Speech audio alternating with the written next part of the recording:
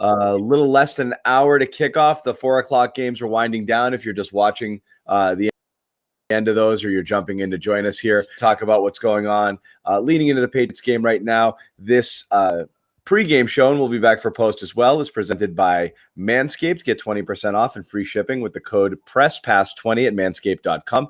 20% off with free shipping at manscaped.com. Use the code PRESSPASS20. Take the leap and join the Manscaped movement today. And Evan, let's just get started here with what we know right out of the gate. We have inactives here, and we have Stephon Gilmore is among the inactives. We expected that. Jawan Bentley as well.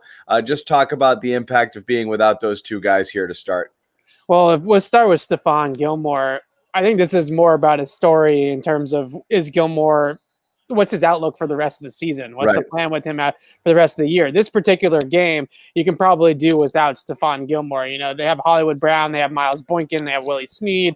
Maybe that he would have seen some reps on Mark Andrews if he was in this game, but really not a game where you're too worried about the passing attack beating you all that much. It's really the Baltimore rushing attack. So I'm not sure how much Gilmore in particular would have met in this game, but in terms of his future here in New England, 3 consecutive games, now inactive with that knee injury that he suffered in practice, and all of a sudden, you know, we go from a knee injury that was minor, but it exists, and now we're 3 games into that knee injury, and we still haven't seen him back in the field yet, on the game field yet. So starting to get a little bit dicey here with Stephon Gilmore with what exactly is going on with him. In terms of Jawan Bentley, I'm actually excited to see what Terez Hall and maybe Josh Uche and Anthony Jennings can do if they continue to expand their roles. All 3 of those guys offer more speed. They offer more athleticism. I think that that's some things the Patriots defense has been desperately missing. And I wouldn't call it a blessing in disguise to lose a guy like Bentley who can be a productive player in a specific role. But the role that they were using him in this season clearly wasn't a role that was going to be to his strengths. Yeah, and the Gilmore thing definitely is something that, again, you don't know here. At 3-5 again, a loss here, 3-6, and it looks like the season's slipping away. Buffalo did, however, just lose a miraculous game here, but I mean the division seems to be out of reach as well. But you're right. Long term here, there's 2 things at play. One, the rest of this season, you don't know what Gilmore could bring, and 2, not to look back, but you start to think, oh, God, maybe coulda, shoulda, woulda traded him. And again, the injury popped up just before the trade deadline, so you're not sure whether or not you could have. But again, something we thought might have been minor. We're now heading into 3 weeks here, and again, you're starting to wonder, is this going to be a problem here? Let's talk about who is in the game, though. Damian Harris was expected to play, but it's good to see him. He took a shot last week, had a chest injury, was limited in practice a little bit, also was dealing with an ankle issue. But N'Keal Harry is back, cleared after a couple of weeks, suffering a concussion a couple of weeks ago. So start with Harris. Sony Michel is available, could be activated off the injured list. He has not been. And so this is Harris's ball, and it's his opportunity to continue to run with it. And at this point, it looks like he's really locked up that lead back role. And you wrote about it at CLNS Media this week. Time to just give him the ball and just get out of his way. Yeah, he's a guy that has really impressed me with his ability to not only run through tackles with power and really good contact balance to keep his feet moving and run through those types of situations, but also the vision and the just subtle footwork in the way that he sets up his runs is really impressive as well. So I think he's got a couple of things over Sony Michel. I think he's got a little bit more burst. He's not a home run hitter. This isn't Chris Johnson or someone like that, but he's got a little bit more giddy up, I would say, than Sony. And then also that contact balance and the power to finish runs and really run through contact and add yards after contact. Right now, the Patriots would be a really good running team, regardless of who was at the running back position. They'd average probably around 5 yards per carry, according to Next Gen. But what Damian Harris brings to the table is a guy that's averaging 5.6. So he's adding something a little bit more there to the table. I think the other interesting thing about this is I know I'm the N'Keal guy, right? I keep on defending N'Keal Harry, and I know people get mad at me, but I do think that it's important in games like this, as the offense continues to evolve and build chemistry, to have a guy like N'Keal Harry out there that can be a bigger bodied receiver, can be a contested catch guy. I assume Baltimore, as they do all year long, is going to come after Cam Newton tonight. So maybe opportunities on screens and kind of swing passes and things like that to get the ball out of Cam Newton's hands as quickly as possible. I think that's going to be a big part of the game plan here tonight as well. And they really don't have that ball carrier, bigger frame type of guy on those types of scheme touch type plays without N'Keal Harry in the lineup. There's no Julian Edelman there either. You're not really going to feature a Jacoby Myers or a Damiere Byrd on those types of plays. So it's good to have somebody like N'Keal Harry that can carry the ball with passes behind the line of scrimmage and things like that.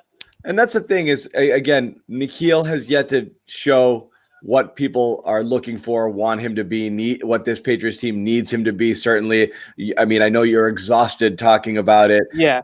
Who else they could have taken. And again, we're setting ourselves up for another post-game show filled with what N'Keal did or didn't do. It is inevitable. It's going to carry him. It's going to follow him around for a while, at least the rest of this year, while people are waiting to see him live up to his first-round pick billing. But it's really only going to take one game to see him do something to really kind of turn people back towards him. Again, so much of the talk around N'Keal has been extremely critical. But if he comes out and he battles and he shows something and he looks, he's a physical presence and he's involved in the offense, I think the tide's going to turn for him. So I think he always feels like he's a game away of kind of starting to trend in that direction where you want to see him go. Well, there were some games earlier on in the season, too, the 7-catch game. Yeah, where he looked a little bit better. But I think the biggest thing is with him moving forward is now that Jacoby Myers has developed into this possession receiver that can move the chains for you, maybe N'Keal Harry's role, and I get it, they didn't draft him in the first round to be a specialized kind of gadget type of player. But if you go back and you watch his college tape, it's a lot of wide receiver screens, and then it's a lot of jump balls incorporated down the field. It's not a whole lot of precision route running and timing and anticipation routes and, run 8 yards and read leverage and break off of it. It's not a whole lot of that. So if you can get him involved in the game and use him as sort of a gadget type of player, it's not what you drafted him for. It's not why you drafted him in the first round. But at this point, it's not about where you drafted him or who you could have drafted instead. It's about getting the most out of him as possible moving forward, because he is on the team and he is going to suit up and he is going to take snaps. And so you might as well get the best that you can. So to me, I think the role that you kind of looking at is something along the lines of what they did with Cordero Patterson when he was here a couple of years ago. A lot of scheme touches, screens, behind the line of scrimmage type of plays. And then when you do target him down the field, give him some chances to run into some space and maybe out jump somebody or just out athlete somebody down the field. If they can get away from all needing him to move the chains, they can rely on a guy like Jacoby Myers to do that. Then maybe N'Keal Harry's role becomes a little bit more familiar with what he really is designed to do as a player. Now, as far as this game is concerned, based on what we saw of the Ravens last year and just the type of matchup difficulties that you think they'd create for this Patriots defense, this is one of those games where you circled it on the calendar and we're just kind of like, this is going to be a rough one. I chalked it up to an L before the season. Yeah, and a lot of people did. However, and again, I don't know what it is. Maybe it's because the bar has been lowered so much with the Patriots where the expectations now of them just showing up and figuring it out, that just doesn't really exist with this team. But I noticed as the week went on, there seemed to be a little bit of consensus, a little momentum building towards this being a Bill Belichick scheme game. One of the ones where Bill can find a way to keep it close and do something to confound Lamar, who's not having as good a year as he was having last year, and exploit his weaknesses and keep the Patriots alive in this game to a point where hopefully it's competitive late. And then again, who knows what happens. Do you feel that that's possible, or has your thinking changed a little on this game? Well, what I feel is possible is that last year they went out there and they ran a ton of base defense. They actually ran super base. They had 9 guys out there that were either linebackers or defensive linemen, and they just tried to get really heavy against Baltimore. And Baltimore got guys like Lawrence Guy or guys out on the edge like John Simon and Kyle Van Noy in conflict all day long. And it wasn't a great matchup for those 255-pound linebackers in space to be chasing around a guy like Lamar. So in a way, their personnel this year was built to play a team like Baltimore and to face a quarterback like Lamar Jackson, where they can flood the field with speed and with athleticism and with sideline to sideline safeties playing linebacker. We've seen it all year with Adrian Phillips. I hope tonight that we're going to see a little bit more of Kyle Duggar. I think he could potentially have a really big role in this game as well.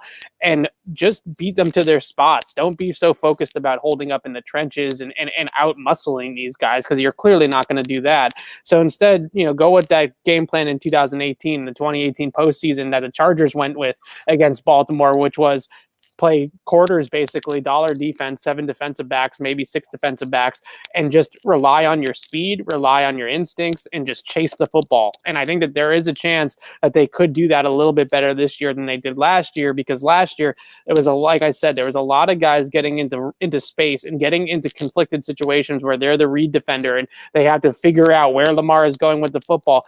If you're Lawrence Guy, you really shouldn't be the read defender on a read option play with Lamar Jackson. And it showed, because those guys, they had opportunities to plug gaps and actually stop the run, but guys were taking the bait. They were looking at eye candy. They were looking over here and the ball was over there. Things like that were happening a lot. So hopefully tonight they can get back to being a little bit more gap sound, but in particular, be a little faster on the second level of the defense. Yep. So we'll see what happens here. Again, it's the Patriots at 3-5. This is, again, a game a lot of people chalked up as a loss here. A win would really go a long way towards changing a lot of things about this, how you feel about this team, and also just their fortunes. So, I mean, you can't put every game as a must-win game, but if the Patriots find a way to squeak this one out, we're having a different conversation about what's going to happen the rest of the way here with this team. So it'll be interesting to see what happens. Again, if it is an L, as many people have chalked it up to be, it just kind of is what it is. So,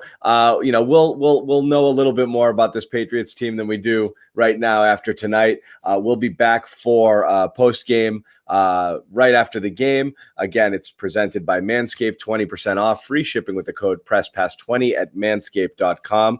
Follow Evan Lazar for all of his updates throughout the game on his Twitter, and then right afterwards here, all CLNS streaming platforms for our live programming at clnsmedia.com after the game for Evan's 10 things that we learned. We're hoping 10 very positive, awesome things. Very quick, brief ones too. Yeah. Right? No 3,000 worders tonight. All right. Maybe. Try to tighten it up a little bit. The late games are tough to get those 3,000 word Bibles. So that's it for Evan. I'm John Zanis. We'll see you guys after the game.